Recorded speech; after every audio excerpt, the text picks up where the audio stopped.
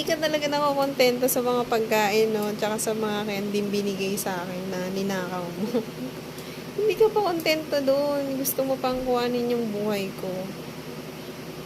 Yung buhay ko na, na boring, ganyan. Walang kakwenta-kwenta.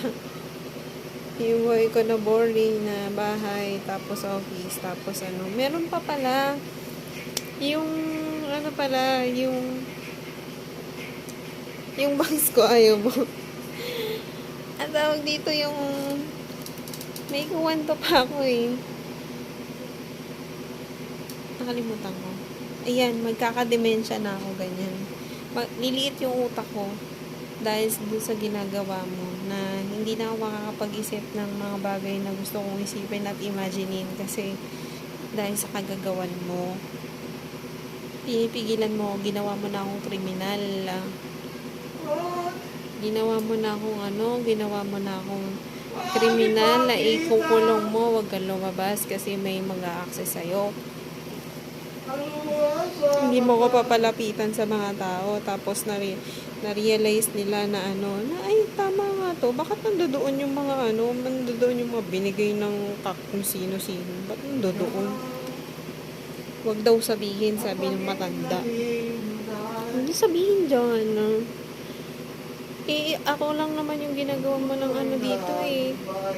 Kung hindi mo pa ginawa ng major na krimen, aba, siguro hindi tinantanan na ako siguro nung parang isang beses pa lang tapos halimbawa, gagawa ka ng eksena, mag-aaway ka ng asawa mo, tapos ako yung pagpapanggapin mo, di ba magre-ritual ka pa?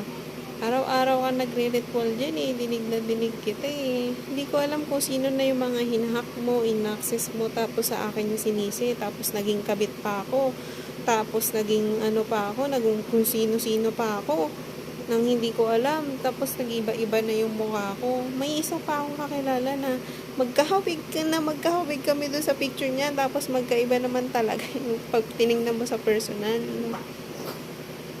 Nakakaloka.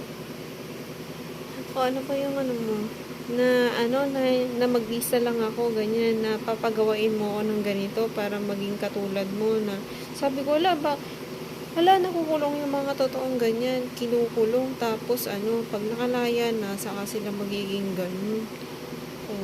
Ini-interest mo yung mga siguro sabi ko pag valuable yung item na yun, protektahan mo kasi hindi ko yung makukuha ngayon kasi ginagawa nila ako ng kung ano-ano.